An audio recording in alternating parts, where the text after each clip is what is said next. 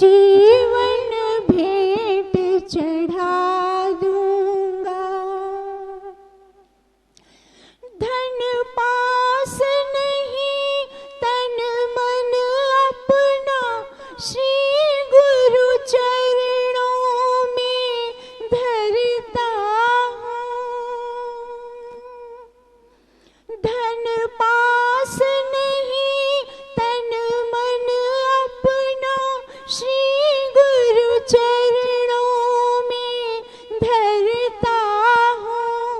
गुरु आज्ञा पालन करने की मैं आज प्रतिज्ञा करता हूँ। अपना सर्वस्व लुटा कर भी अपना कर्तव्य निभाऊंगा। गुरुदेव प्रतिज्ञा है मेरी पूरी करके दिखला दूंगा।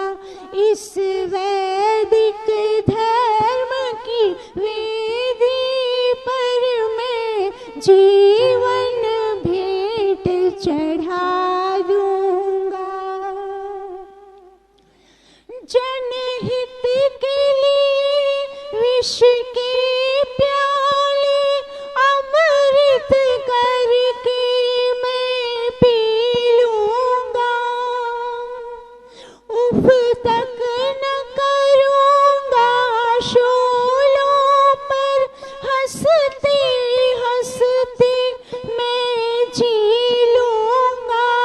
कांटों से भरी राहों पे फूलों की तरह मुस्का दूंगा। इस वैदिक धर्म की वेदी पर मैं जीवन भेंट चढ़ा दूंगा। गुरुदेव प्रतिज्ञा है मेरी पूरी करके दिखला दूंगा। पश्चिमी सभ्यता के बढ़ते तूफानों का मुंह मोड़ूंगा। मैं सागर को मथ डालूंगा। पर्वत का मस्तक फोड़ूंगा। वेदों की अमृत वाणी का मैं घर घर नाद बजा दूंगा। वेदों की अमृत वाणी का मैं घर घर नाद बजा दूंगा। गुरुदेव प्रतिज्ञा है मेरी पूरी करके दिखला दूंगा। इस वैदिक धर्म की वेदी पर मैं जीवन भेंट चढ़ा दूंगा। जब शिष्य आपका उठ करके वेदों का बिगुल बजाएगा। एक बार जमाना ऋषियों का फिर वापस लौट के आएगा। एक बार जमाना ऋषियों का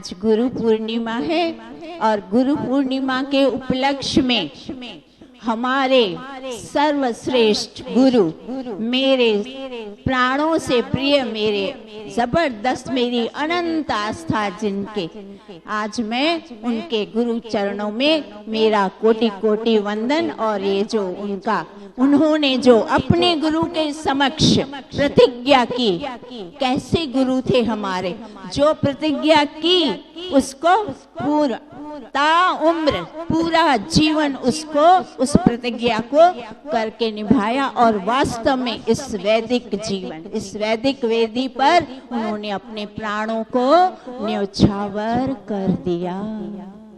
ऐसे गुरु, अगर गुरु ऐसा सशक्त है तो उनके शिष्य भी सशक्त होने चाहिए।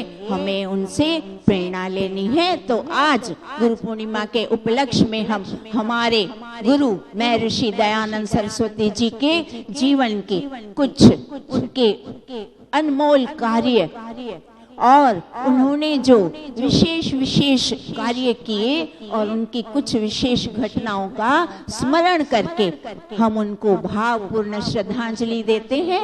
और उनसे हमें पता है क्या लाभ होता है? महापुरुषों के जीवन की बातों से, उनके व्यवहार से, उनके त्याग से, उनकी तपस्या से हमें जीवन में प्रेरणा मिलती है, गति मिलती है, व्यवहार की शुद्धि मिलती है और आत्मबल मिलता है और कार्य को आगे करने का पूर्ण शक्ति हमें प्रदान होती है। तो हम उस सारी शक्ति को वापस, जो हमारी शक्ति कभी कभी सुषिप्त हो जाती है, शक्ति हम सबके अंदर वैसी की वैसी है, पर हमने उस शक्ति को जागृत नहीं किया, सुषिप्त रहने दिया। ऋषि ने उसको जागृत करके स्वयं भी लाभान्वित हुए और सारे समस्त जगत को लाभान्वित किया। तो हमें भी अपनी जो हमारे अंदर शक्तियां हैं, ईश्वर ने सबके अंदर शक्ति भरी है, उन शक्तियों को जागृत करके और स्वयं भी लाभान्वित होना है और सारे जगत को लाभान्वित करना हमारे जीवन का बस एक ही ध्येय यह होना चाहिए और करना पड़ेगा। तो हम थोड़ा सा हम महर्षि दयानंद जी के उनके जीवन की बातें सुनते हैं। तो जब महर्षि दयानंद सरस्वती जी का जन्म हुआ, उस समय आत्मा, परमात्मा, जीवात्मा, प्रकृति, मानवत्व, देवत्व और अंततः मोक्ष तक ले जाने की जो ज्ञान है, वो सारा ज्ञान विलुप्त हो गया था, नष्ट हो चुका था। अब जब आध्यात्मिक ज्ञान नष्ट हो जाता है तो व्यक्ति का जो आत्मिक बल है और आत्मिक ओज और पराक्रम वो भी नष्ट हो गया था। तो जब व्यक्ति का बल नष्ट हो जाएगा तो पूरी समाज का बल नष्ट हो चुका था और सामाजिक बल के नष्ट होने से देश का, राष्ट्र का बल नष्ट हो चुका था और इसलिए संस्कृति का पतन हो चुका था, इसीलिए हमारा देश पराधीन हो गया।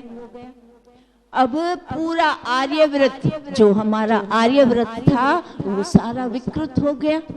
अब ऐसे समय में महर्षि दयानंद सरस्वती ने देखा कि इस विकृति का, इसका समाधान क्या।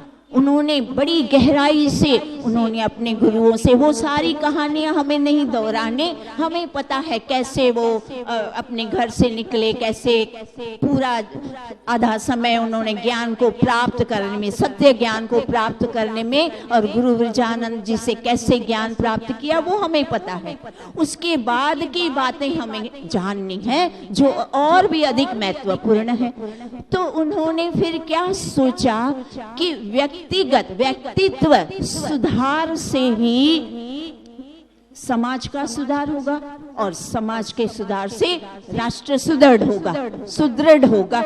इसीलिए उन्होंने व्यक्तित्व मानव के सुधार के लिए कार्य प्रारंभ किया। तो सर्वप्रथम उनका क्या कार्य रहा कि व्यक्ति को जब सुसंस्कृत किया जाए, उसको सत्य ज्ञान से अवगत कराया जाए, उसको सत्य ज्ञान दिया जाए, संस्कार दिए जाए, तब तो उसका जीवन सही होगा।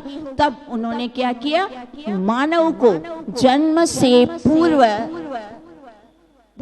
अर्थात जन्म लेने से पहले तक और अंत्येष्टि तक, तो जितना उसको संस्कारों की आवश्यकता है, जिन जिन संस्कारों की, तो उसको उन्होंने क्या किया, पुस्तक विधि, ग्रंथ विधि में ग्रंथबद्ध किया। ग्रंथबद्ध कौन सा किया, 16 संस्कार। संस्कार विधि के स्वरूप में उन्होंने गृहस्थियों पर कितना बड़ा परोपकार, वो स्वयं ब्रह्मचारी रहकर गृहस्थियों पर क्यों इतना परोपकार किया, क्योंकि उनको पता था जो गृहस्थ आश्रम है, गृहस्थी अगर ज्ञानवान है, धार्मिक है, सदाचारी है, तब तो वो अपने संतानों को सदाचारी बनाएगा, धार्मिक बनाएगा और नेक इंसान बनाएगा, नेक मानव बनाएगा। और तब सारी ही जो, और दूसरा मुख्य कारण क्या था कि गृहस्थ आश्रम पे अन्य जो 3 आश्रम है वो उसी पे आधारित है। ब्रह्मचर्य आश्रम अर्थात वेदों को पढ़ना पढ़ाना, जो 5 से 25 तक, तो तब वो तो कुछ कार्य नहीं करता ना, तो उसको कौन पढ़ाएगा, गृहस्थ ही तो ये करेगा।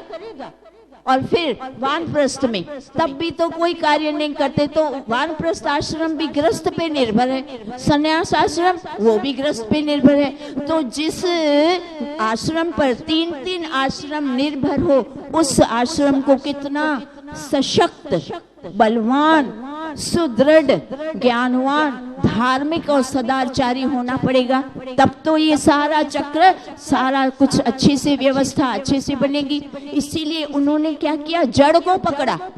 जड़ को जब हम पानी देंगे तब वो फलीभूत होगा। खाली ऊपर से पानी, हम क्या करते हैं, ऊपर से सब कुछ, ऊपर से जो हमारी क्रिया विचार, तो उसका कोई फायदा नहीं होता। जड़ों को, जड़ उन्होंने जड़ पकड़ी, क्या, व्यक्तिगत सुधार।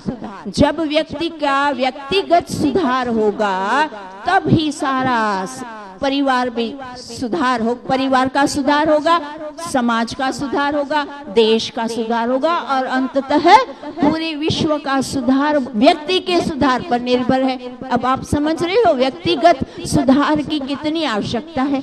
इसीलिए व्यक्तिगत सुधार के लिए ऋषि ने और भी बहुत सारे ग्रंथों का रचा। क्या रचा, सबसे प्रथम अच्छा सत्यार्थ प्रकाश। उनकी इतनी अच्छी रचना कि सत्यार्थ प्रकाश पढ़ के सारी भ्रांतियों से मनुष्य निवृत्त हो जाएगा। उसकी सारी भ्रांतियां, मतांतर, संप्रदाय, जितनी भी भ्रांतियां आज सारे विश्व में फैली हुई है, एक सत्यार्थ प्रकाश पढ़ दो, सारी भ्रांतियों का निवारण हो जाएगा। ऋग्वेश भाष्य भूमिका, व्यवहार भानु आदि यजुर्वेद का पूरे भाष्य, सारे मंत्रों का भाष्य किया। ऐसे उन्होंने लेखन कार्य बहुत अच्छा किया। लेखन का अर्थ पता है क्या होता है, शिक्षा। जब तक व्यक्ति शिक्षित नहीं है तब तक उसका सुधार संभव नहीं है। इसीलिए उन्होंने शिक्षा का कार्य, पूरे समाज को शिक्षित बनाने के लिए नारी वर्ग को शिक्षित, नारी तो पहले से शिक्षित थी, पर मध्यकाल में जब महाभारत युद्ध के बाद जब ऐसा दुर्काल, जिसको कहते हैं एकदम काला काल हमारे जो आया, वो उस काल में क्या किया, उन लोगों ने नारी को और एक दूसरा वर्ग, दलित वर्ग, अछूत वर्ग बना दिया। तो समाज के 2 हिस्सों को इन लोगों ने बाहर ही निकाल दिया। बाहर मात्र नहीं निकाला, उनका पतन किया, शोषण किया, अशिक्षित रखा और उनका पशुवत जीवन बना दिया। तो हमारे ऋषि ने सबसे अधिक कार्य नारी के उत्थान के लिए किया और उन अछूतों के लिए, अछूतों के लिए कैसा किया, खुद करके दिखाया। ब्राह्मण कुल के थे, उन्होंने वहां उन अछूतों को जाकर गले लगाया। वो छुआछूत का रोग था ना, देखो मैं इनको गले लगाता हूँ, उनके हाथ का भोजन खाया, ताकि ये जो कुप्रथा कुपरंपरा लोगों ने चला रखी है उसको भंग होने दो। उसको भंग करने के लिए स्वयं ये कार्य किए और खूब कार्य किए। बहुत सारे दलितों का बहुत उद्धार किया, नारी को आगे किया।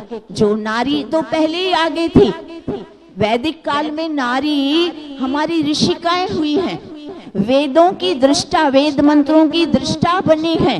वेदों के जो बड़े बड़े ऋषि थे उनके साथ उन नारियों ने, ऋषिकाओं ने वेद शास्त्र का अर्थ किया है। तो नारी तो पहले से ही अतीत से अतिक, वो इतनी सूझबूझ और ज्ञानवान, ईश्वर की कृपा उस पे विशेष रही है नारी के अंदर। क्यों? क्योंकि देखिए, समाज का पूरा जो गृहस्थ आश्रम है, समाज है, सृष्टि है, तो वो युगल से चलेगा। इसीलिए ईश्वर ने सृष्टि में क्यों युगल बना दिए? अकेले पुरुष को बना देता बस, क्यों युगल बनाए? क्योंकि युगल के बिना न घर बनेगा, न समाज बनेगा, न राष्ट्र बनेगा।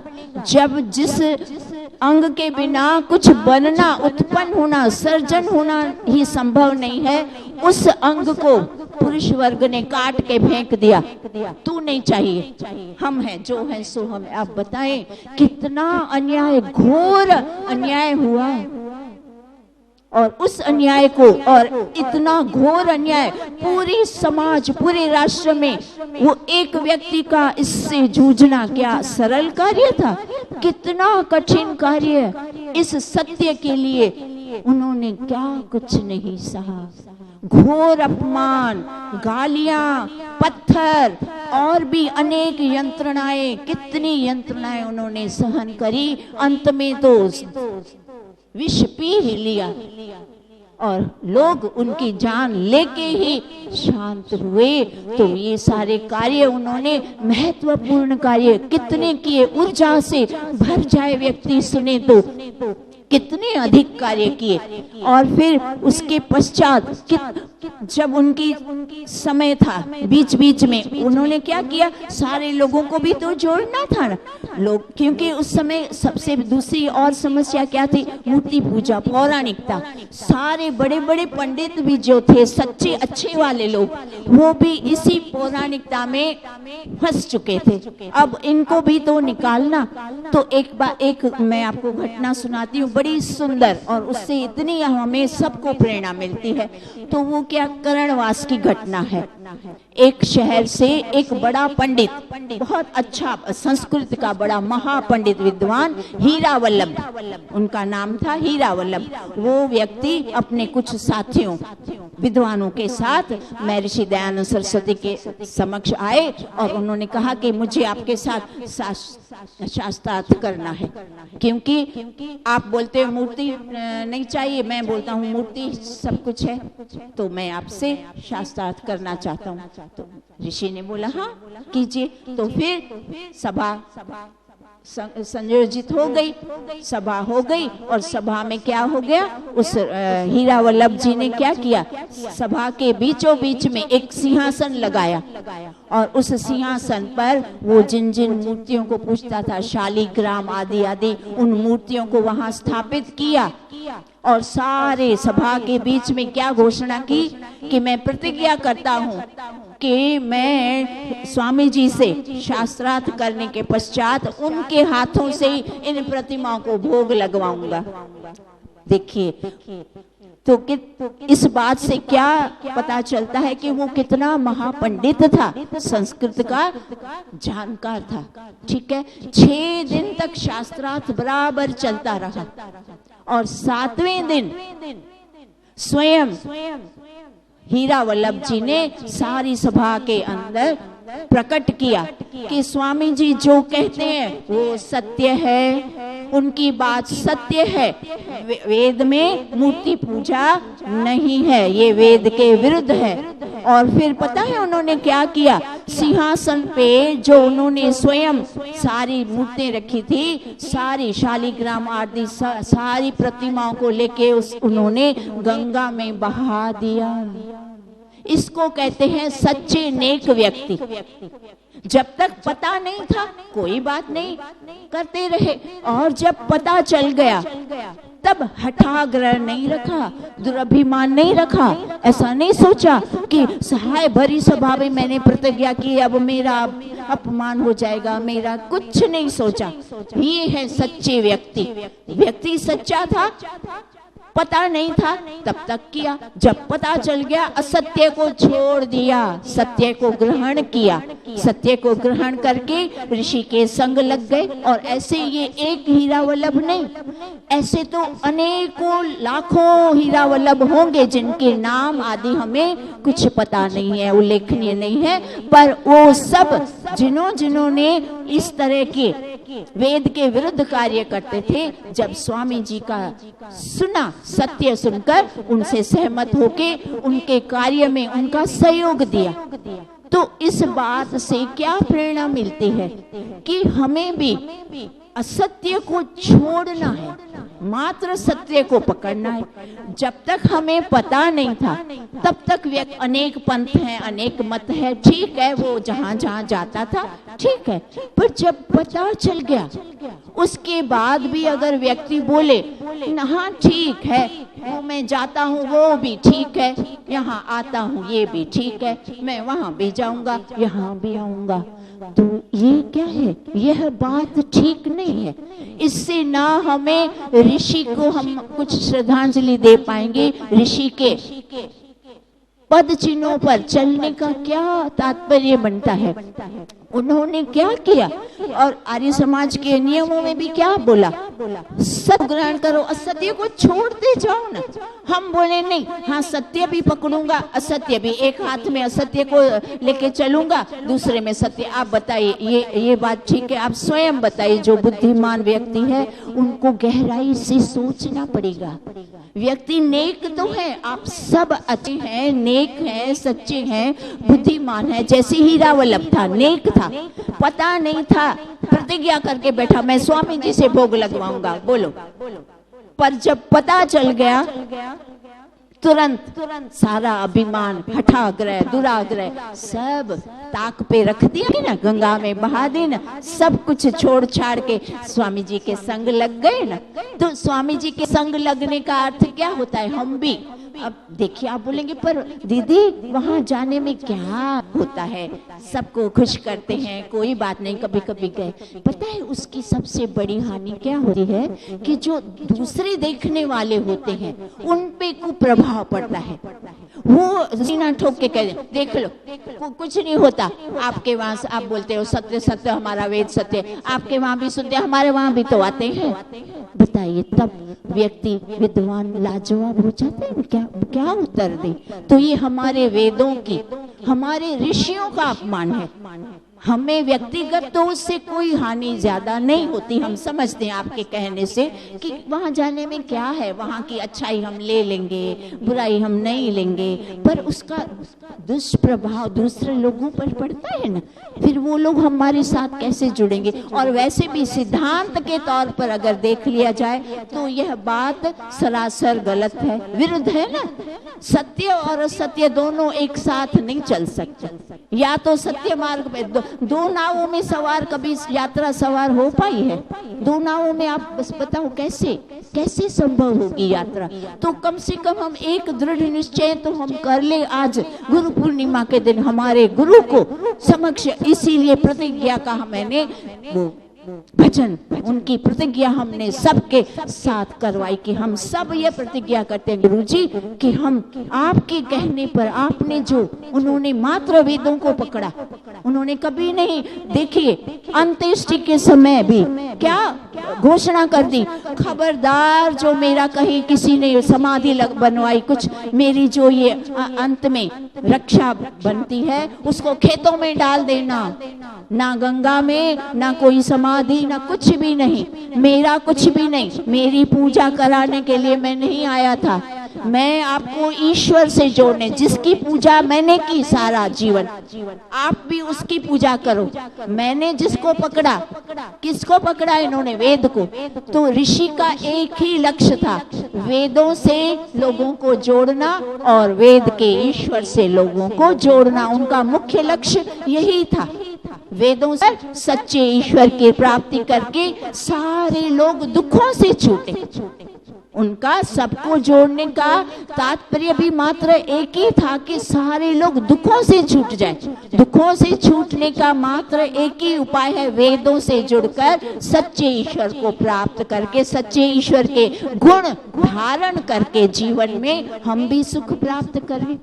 कितनी सारी उनकी कितने शिक्षावान थे। ये जो आज मैंने मंत्र बोला इसके सत्संग प्रवचन के पहले, तो उसमें 3 मंत्र थे। प्रथम मंत्र तो ऋग्वेद का था और बाकी की जो 2 मंत्र थे वो ऋषि के स्वयं के रचित थे। और अंत में जो हम हर एक कार्यक्रम में, प्रारंभ में भी और अंत में भी ये जो मंत्र बोलते हैं, कौन से मंत्र बोलते हैं? शांति शांति शांति। 3 बार जो ओम शांति शांति, यह भी हमारे ऋषि की देन है। 3 बार शांति, अर्थात तीनों दुखों से तुम सुरक्षित रहो। आध्यात्मिक दुख, आदि दैविक दुख, आदि भौतिक दुख, तीनों दुखों से मनुष्य दुखों से रहित हो जाए, दुखों से दूर रहे। इसीलिए ये सारे मंत्र भी उन्होंने हमें, उनके स्वरचित हैं। उनकी हम पे इतने उपकार जितना भी गिनवाए तो कम पड़ जाए। तो हम कभी कभी, इसीलिए उनका मुख्य उद्देश्य क्या था कि वेदों को पकड़ो और आर्ष ग्रंथों को पकड़ो।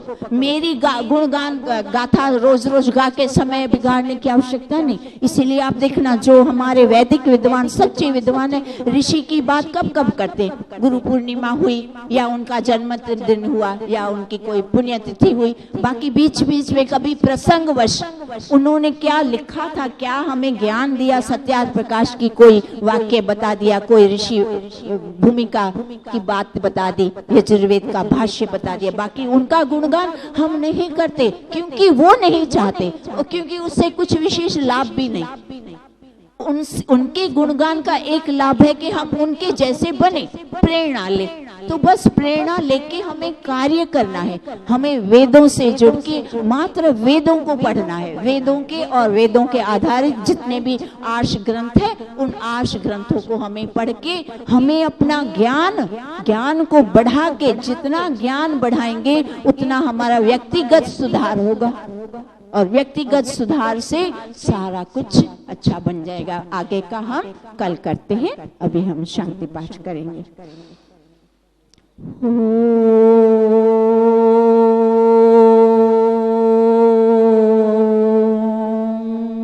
द्यौ शान्तिरन्तरिक्षं शान्ति पृथिवी शान्ति रापः शान्ति रोषधयः शान्ति वनस्पतयः शान्तिर्विश्वे देवा शान्ति ब्रह्म शान्ति सर्वं शान्ति शान्तिरेव शान्ति सामा शान्तिरेधि।